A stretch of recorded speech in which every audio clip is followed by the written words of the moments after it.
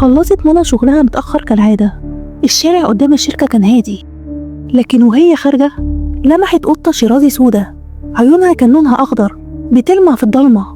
كانت قاعدة عند الباب كأنها مستنياها. ابتسمت منى وقالت لها: ايه الجمال ده؟ ايه اللي جابك هنا؟ القطة قربت منها بخطوات بطيئة، ولما مدت ايدها ليها لقيتها بتتمسح فيها وكأنهم يعرفوا بعض من زمان. واليوم اللي بعده حصل نفس المشهد بالظبط. القطة بتستناها عند الباب بنفس البصة ونفس التمسيحة. وبعد أيام منى قلبها اتعلق بيها وقالت لها: خلاص انتي من دلوقتي هتبقي معايا. وأخدتها معاها البيت لدرجة إنها بقت تنيمها في حضنها. لكن من أول ليلة منى صحيت على صوت همهمة غريبة في أوضة النوم، وكأن حد بيتكلم بس بلغة مش مفهومة. ولما ولعت النور شافت القطة كانت قاعدة جنبها على السرير، عيونها بتلمع بقوة وبتبصلها من غير ما ترمش. منى اتجمدت في مكانها وقلبها دق بسرعة، وقالت لنفسها: يمكن بيتهيألي، دي مجرد قطة.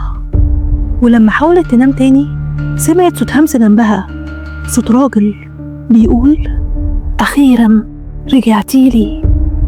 ومن الليلة دي حياة منى اتغيرت.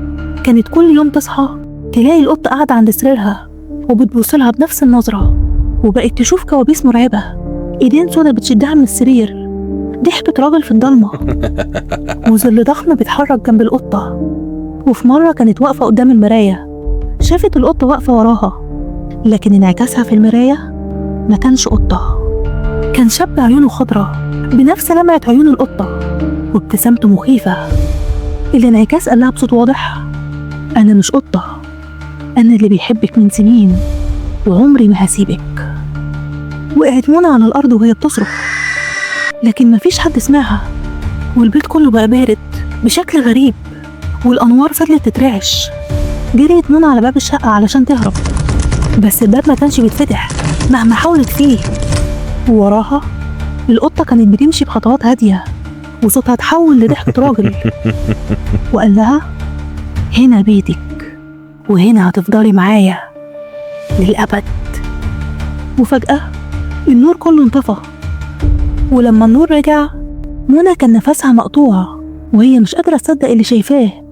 الشاب الوسيم رجع ظهر في انعكاس المراية وابتسم وقال لها: أنا بحبك من زمان، من قبل حتى ما تتولدي. ردت منى عليه وهي بتترعش وسألته: أنت مين؟ وعايز مني إيه؟ ضحك وقال لها: أنا جن، اخترتك تكوني معايا، محدش هيحبك زيي ومحدش هيقدر يبعدك عني. وفجأة المراية اتشقت نصين وكأنها بوابة، وإيده اتمدت من جوه وحاول يلمس وشها، لكن منى صرخت وجريت بعيد عن المراية وغطت وشها بإيديها. ولما شالتها لقيت المراية رجعت طبيعية، بس القطة واقفة وبتبصلها من غير ما ترمش.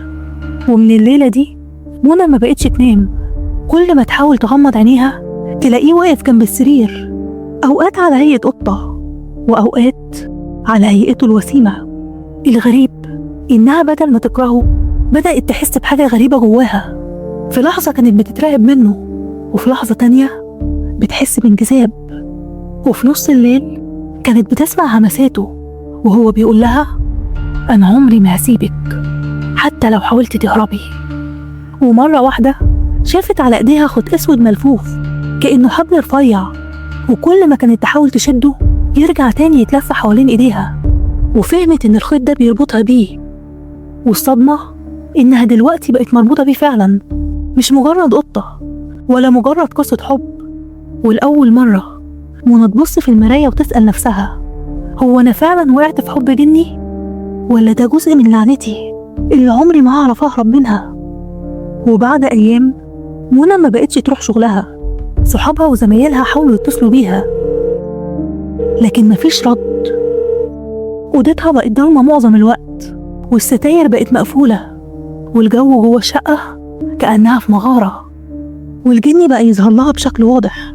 وفي مرة قعد جنبها على الكرسي ومد ايده على شعرها وقال لها: شايفة، أنا مش وحش، أنا ممكن أبقى كل حاجة انتي محتاجاها. منى كانت مرعوبة، بس في نفس الوقت ما كانتش قادرة تبص بعيد عن عينيه. في سحر غريب بيخليها تتجمد مكانها.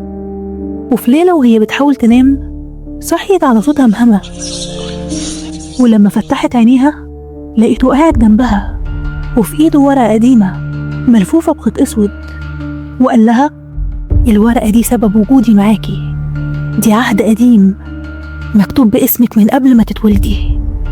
منى انفجرت وقالت له ازاي باسمي؟ انا معرفش اي حاجة عن الكلام ده.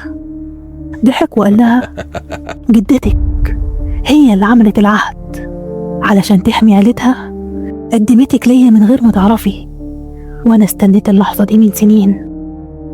منى حست انها في دوامة، دموعها نزلت وصرخت فيه سيبني مش ذنبي.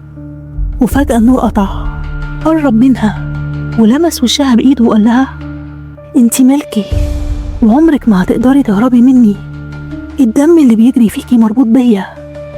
وفجأة منى جريت على المطبخ، مسكت سكينة وحطتها على ايدها وقالت له لو انا مربوطة بيك يبقى موتي هو اللي هيكسر الرابط ده. ابتسم ابتسامة باردة وقال لها جربي هتعرفي ان الموت مش خلاص، ده بداية للعالم بتاعي. وفجأة كل حاجة سكتت وما بقاش فيه أي صوت. ولما الأنوار رجعت الشقة كانت فاضية، مفيش جني مفيش قطة ولا حتى منى. أصحاب منى في الشغل جم البيت وفضلوا يخبطوا على الباب مع الجيران، لكن محدش كان بيفتح. ولما كسروا الباب لقوا الشقة كلها ضلمة، وعلى السرير قطة شيرازي سودا قاعدة تبصلهم بعيون خضرا، ومفيش أي أثر لمنى. بلغوا الشرطة، وبعد بحث وتفتيش طويل المحضر اتقفل على إنها مفقودة. وفي الوقت ده منى صحيت في مكان غريب، لقيت نفسها في أوضة من أحجار قديمة كانت مليانة شموع منورة والحيطان عليها رموز غريبة. الجني كان واقف قدامها وقال لها قلتلك الموت مش خلاص، انتي دلوقتي في العالم بتاعي.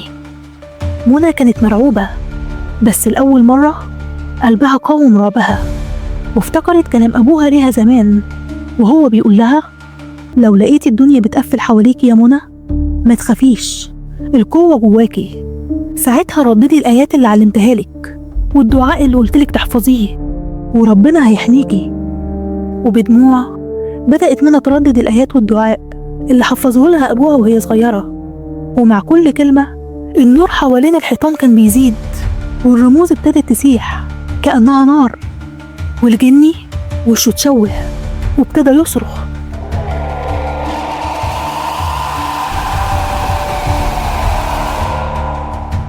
وفجأة صحيت منى من النوم، لقيت نفسها في سريرها ونور الصبح دخل من الشباك. كل حاجة كانت طبيعية، مفيش جني مفيش قطة. ولما بصت على ايدها لقيت الخيط الاسود اللي كان ملفوف عليها اختفى. وقفت مترددة قدام المراية وبصت لنفسها، المراية عكست وشها الطبيعي، بس في الخلفية على طرف الانعكاس كان في ظل اسود بيتلاشى ببطء. والأول مرة من أيام منى خرجت من البيت وقررت تبدأ حياتها من جديد، لكنها عارفة إن اللي حصل ما كانش حلم، وإنها نجت بالعافية من عهد قديم. وبقت كل ما تعدي من جنب قطة سودا في الشارع قلبها يدق بسرعة وتفتكر الهمس اللي كان بيقول أنا عمري ما هسيبك. وبكده تكون انتهت قصتنا، بس هل فعلا انتهت؟ قولولي رأيكم في التعليقات، وما تنسوش اللايك والاشتراك علشان يوصلكم كل جديد.